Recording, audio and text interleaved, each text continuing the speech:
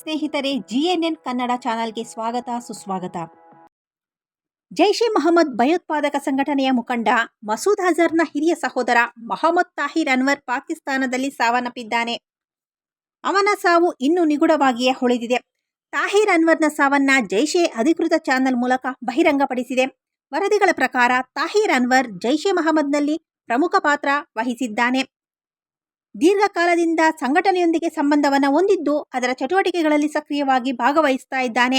ಸಂಘಟನೆಯಲ್ಲಿ ಅವನ ಪಾತ್ರ ಬಹಳ ಮಹತ್ವವಾಗಿತ್ತು ಅಂತ ಹೇಳಿ ಮೂಲಗಳು ಹೇಳ್ತಾ ಇದ್ದಾವೆ.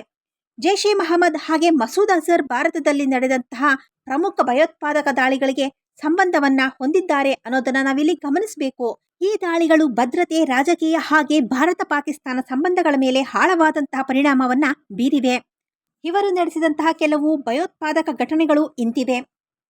ದೆಹಲಿಯ ಸಂಸತ್ತಿನ ಮೇಲೆ ದಾಳಿ. 2001 ಡಿಸೆಂಬರ್ 13ರಂದು ದೆಹಲಿ ಸಂಸತ್ ಭವನದ ಮೇಲೆ ಭಯೋತ್ಪಾದಕರು ದಾಳಿಯನ್ನ ನಡೆಸಿದ್ದರು. ಪಠಾಣ್ಕೋಟ್ ವಾಯುನೆಲೆಯ ದಾಳಿ.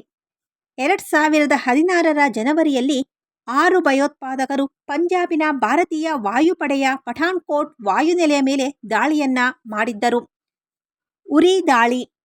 2016ರ ಸೆಪ್ಟೆಂಬರ್ನಲ್ಲಿ ಜಮ್ಮು ಮತ್ತು ಕಾಶ್ಮೀರದ ಸೇನಾ ಶಿಬಿರದ ಮೇಲೆ ದಾಳಿ ಮಾಡಲಾಯಿತು.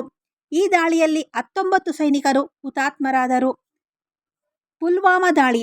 2019ರ ಫೆಬ್ರವರಿ 14ರಂದು ಜಮ್ಮು ಮತ್ತು ಕಾಶ್ಮೀರದಲ್ಲಿ ಸಿಆರ್ಪಿಎಫ್ ಬೆಂಗಾವಲು ಪಡೆಯ ಮೇಲೆ ಆತ್ಮಾಹುತಿ ದಾಳಿ ನಡೆಯಿತು.